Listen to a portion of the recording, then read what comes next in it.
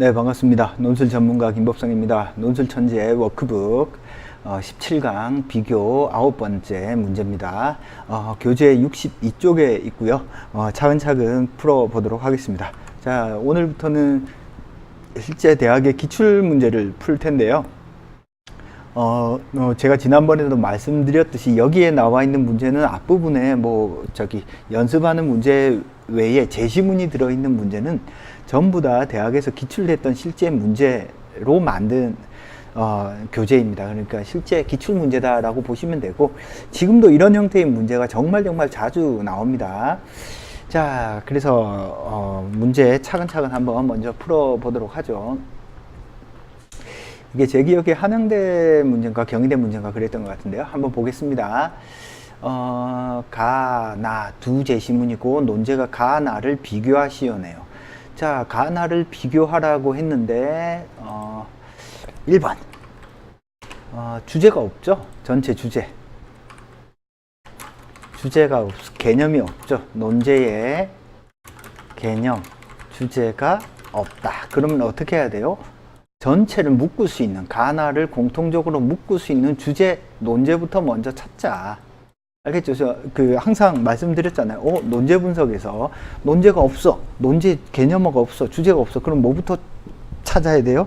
주제 파악부터 해요. 그래서 가나를 읽을 때, 둘 다 공통적으로 이야기하는 주제가 뭘까를 먼저 찾아야 됩니다. 자, 비교하라고 했으니까 기준을 명확히 찾고 가장 의미 있는 차이를 이분법적으로든 범주적으로든 명료하게 제시해주면 되겠다라고 생각하면 되겠습니다. 자, 그러면 읽어보면서 하나하나 좀 보도록 하겠습니다. 예술은 창조의 고통을 동반한다. 예술에 대해서 이야기하고 있네요. 자, 예를 들어 이런 겁니다. 여러분들 예술이라는 것을 공통의 주제로 찾는다고 할지라도 이걸 너무 넓게 잡으면 안 돼요. 예술의 어떤 점, 자, 환경을, 예를 들어서 환경을 문제 삼고 있다고 할지라도 환경이 경제에 미치는 영향, 이런 식으로 어떤 텍스트를 읽을 때는 두루뭉실하게 읽지 말고 가나에 꼭 맞는 어떤 주제를 설정해 주는 게 좋습니다.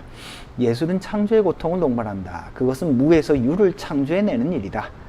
예술에 대해서 이야기하고 있네요. 예술가는 이미 누군가 사용한 형식이나 내용과는 다른 순수한 세계를 창조한다.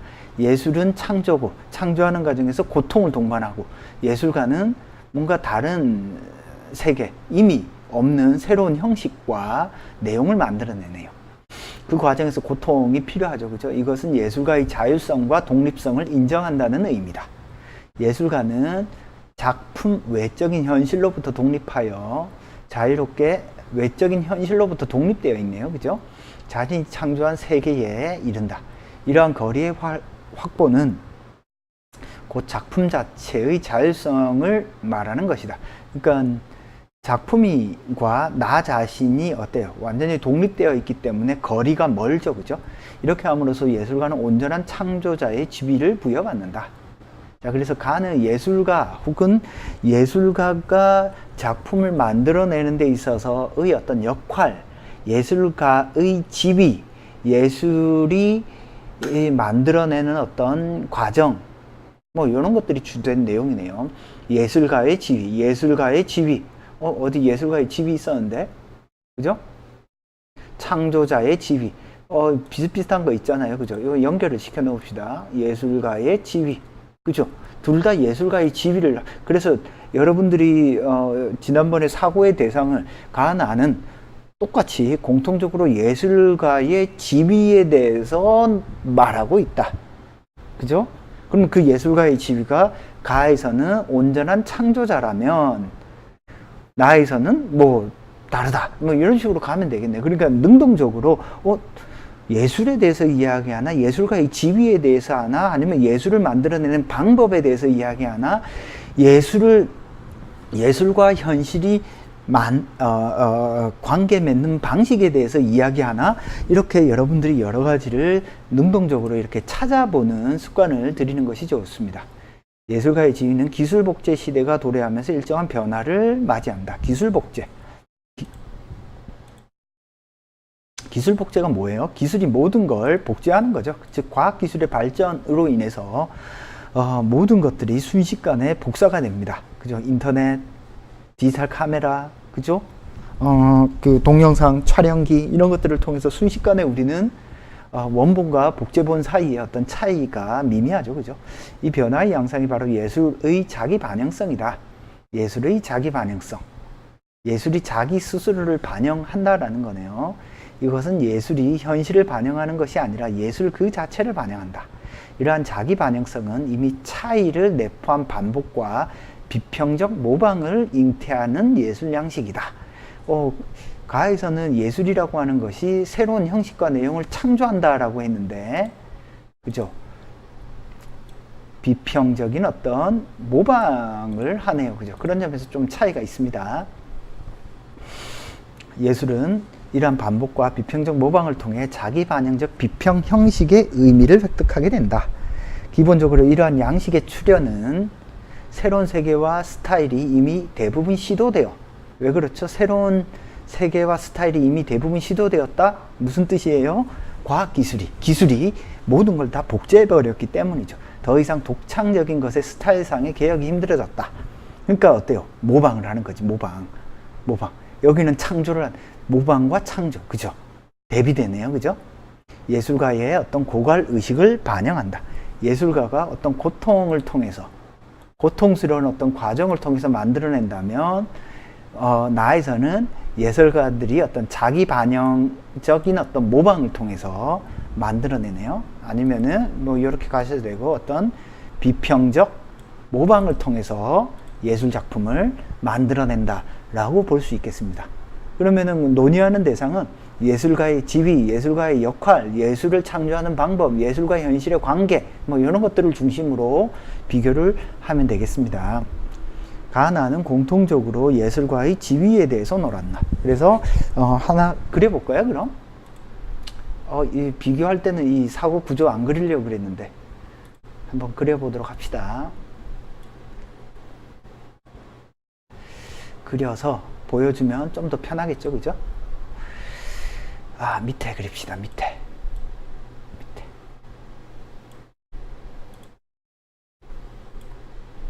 너무 큰가요? 자, 공통적으로 논의하는 것은 뭐 예술의 어떤 의미, 예술가의 지위로 한번 해볼까요? 예술가의 지위, 예술가의 어떤 지위, 역할, 뭐 이렇게 한번 잡아봅시다. 예술가의 지위를 중심으로 보면 가에서는 예술가의 지위를 뭐라고 하고 있죠? 가는 예술가의 지위를 창조자로 규정하고 있습니다. 창조자, 그죠?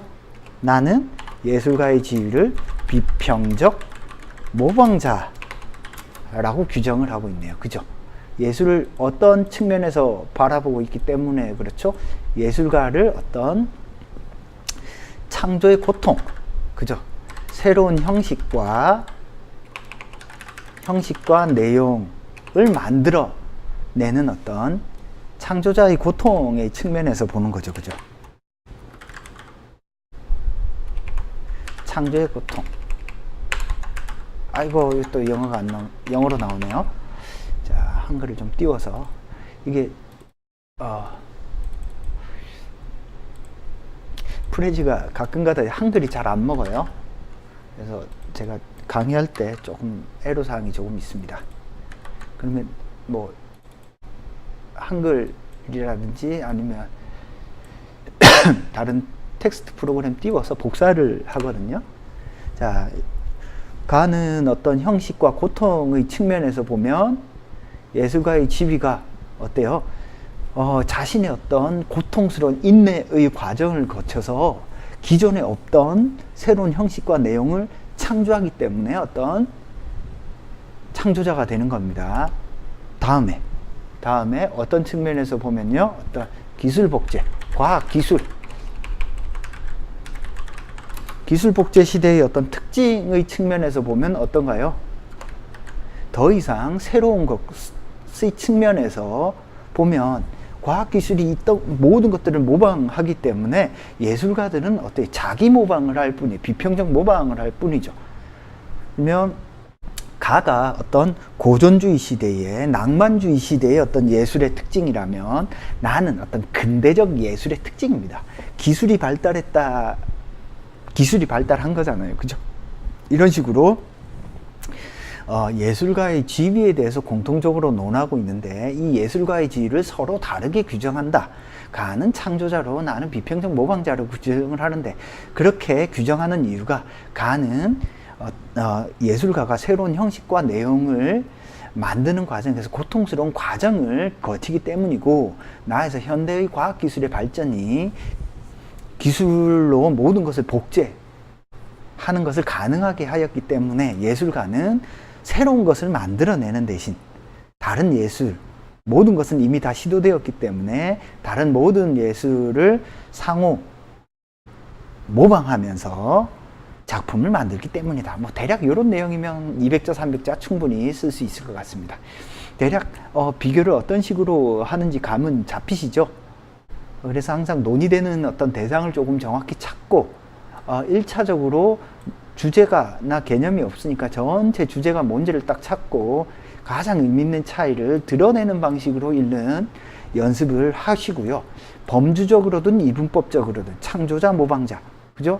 고통, 기술, 복제, 범주적으로든 이분법적으로든 명확히 구분하는 것이 좋습니다. 이런 말을 넣으셔도 됩니다. 논의하는 대상은 모두 다 예술가의 지위로 같다.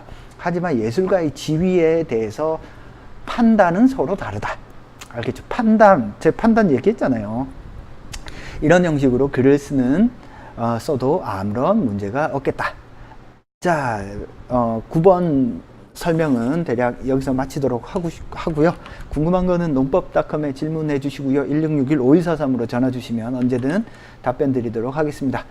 논술천재 워크북 17강 비교 9번째 문제 62쪽 강의 여기서 마치도록 하겠습니다. 감사합니다.